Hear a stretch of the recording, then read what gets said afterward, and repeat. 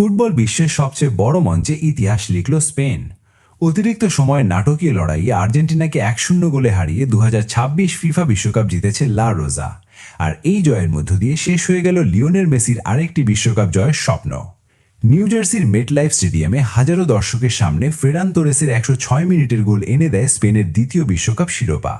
কিন্তু ম্যাচটি শুধু একটি গোলের গল্প নয়, এটি ছিল কৌশল, ধৈর্য, চাপ, লাল কার্ড এবং শেষ মুহূর্তের নাটকের এক অসাধারণ ফুটবল মহাকাব্য। একদিকে বর্তমান বিশ্ব চ্যাম্পিয়ন আর্জেন্টিনা, অন্যদিকে নতুন আত্মবিশ্বাসে উজ্জ্বল স্পেন। মেসির অভিজ্ঞতা বনাম লামিন ইয়ামালের তারুণ্য, স্কালোনির বাস্তববাদী পরিকল্পনা বনাম লুইস দে লা ফুয়েন্তের বল দখলের ফুটবল। ফাইনাল শুরুর আগেই এই ম্যাচকে বলা হচ্ছিল দুই প্রজন্মের লড়াই, আর মাঠে নেমে সেই লড়াই আরও স্পষ্ট হয়ে ওঠে। কিক অফের পর থেকেই ম্যাচের নিয়ন্ত্রণ নিয়ে নেয় স্পেন। ছোট ছোট পাস, মিডফিল্ডের রদ্রির নিয়ন্ত্রণ এবং উচ্চ প্রেসিংয়ে আর্জেন্টিনাকে নিজেদের অর্ধে আটকে রাখে তারা। স্পেনের বল দখল ছিল প্রায় 65%, যেখানে আর্জেন্টিনা ছিল মাত্র 35%। লামিন ইয়ামাল শুরুতেই কয়েকটি বিপজ্জনক আক্রমণ তৈরি করেন, এমনকি একটি ফ্রি কিক থেকেও গোলের সম্ভাবনা তৈরি হয়েছিল। কিন্তু আর্জেন্টিনার গোলরক্ষক এমিলিয়ানো মার্টিনেজ ছিলেন দুর্দান্ত। একের পর এক সেভ করে তিনি দলকে ম্যাচে টিকিয়ে রাখেন। অন্যদিকে লিওনেল মেসিকে ঘিরে স্পেনের পরিকল্পিত রক্ষণ এতটাই কার্যকর ছিল যে আর্জেন্টিনা প্রথমার্ধে কোনো পরিষ্কার সুযোগ তৈরি করতে পারেনি। দ্বিতীয়ার্ধেও একই চিত্র, স্পেন আক্রমণ চালিয়ে যায় আর আর্জেন্টিনার রক্ষণাত্মক ব্লকে অপেক্ষা করতে থাকে। লুইস দে লা ফুয়েন্তে বদলি হিসেবে নামান পেদ্রি, নিকো উইলিয়ামস এবং ফেরান তোরেসকে। এই পরিবর্তনই ম্যাচের গতি বাড়তে শুরু করে। 96 মিনিটে স্পেন একটি গোল পেলেও সেটি বাতিল হয়ে যায়। মিকেল মেরিনোর শট জালে গেলেও নিকোলাস অতামেন্দির ওপর ফাউলের কারণে গোলটি গণ্য হয়নি। তারপর আসে ম্যাচের সবচেয়ে গুরুত্বপূর্ণ মুহূর্ত। যোগ করার সময় দ্বিতীয় হলুদ কার্ড দেখে মাঠ ছাড়েন এনজো ফার্নান্দেজ। 10 জনের আর্জেন্টিনা তখন বড় চাপে পড়ে যায়। অতিরিক্ত সময় শুরুতেই স্পেন পেয়ে যায় সেই কাঙ্ক্ষিত মুহূর্ত। ডান প্রান্ত থেকে পেদ্রো পোরোর উঁচু ক্রস হেড করে ফেরান নিকো উইলিয়ামস। বলটি বক্সে পেয়ে এক টাচেই জোরালো ভলিতে জালে পাঠান ফেরান তোরেস। 106 মিনিটে স্পেন এগিয়ে যায় 1-0 গোল ব্যবধানে। স্টেডিয়াম তখন স্প্যানিশ সমর্থকদের উল্লাসে কেঁপে উঠছে। খেলোয়াড়রা তোরেসকে ঘিরে উদযাপনে মেতে ওঠেন।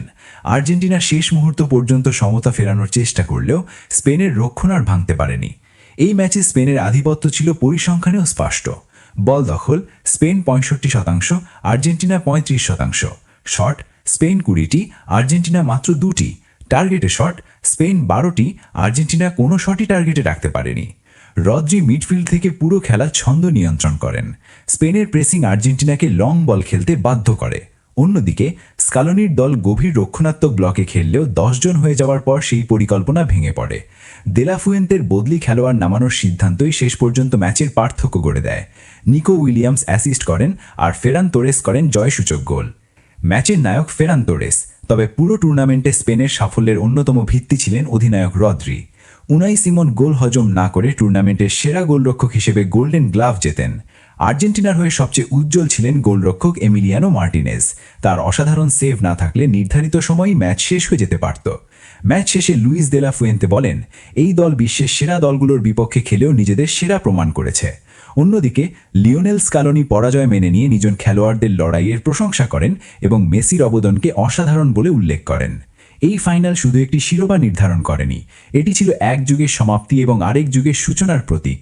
মেসির বিশ্বকাপ যাত্রা শেষ হলো হতাশায়, আর স্পেনের নতুন প্রজন্ম উঠে এলো বিশ্ব ফুটবলের শীর্ষে। ফেরান তোরেসের সেই 106 মিনিটের গোল তাই শুধু একটি গোল নয়, এটি স্পেনের নতুন সোনালী যুগের ঘোষণা। অবশেষে 120 মিনিটের লড়াই শেষে স্পেন জিতে নেয় তাদের দ্বিতীয় বিশ্বকাপ শিরোপা, আর ফুটবল বিশ্ব পায় নতুন এক চ্যাম্পিয়ন, যারা পুরো টুর্নামেন্ট জুড়ে নিজেদের শ্রেষ্ঠত্ব প্রমাণ করেছে। Spain 1, Argentina 0। বিশ্বকাপ ট্রফি এবার লা রোজার হাতে। আপনার মতে এই ফাইনালের টার্নিং পয়েন্ট কি ছিল? এনজো ফার্নান্দেজের লাল কার্ড নাকি লুইস দে লা ফুয়েন্তের দুর্দান্ত বদলি সিদ্ধান্ত? কমেন্টে আপনার মতামত জানাতে ভুলবেন না। ভিডিওটি ভালো লাগলে লাইক দিন, শেয়ার করুন এবং ফুটবলের সর্বশেষ খবর পেতে গোলবিজ চ্যানেলটি সাবস্ক্রাইব করুন।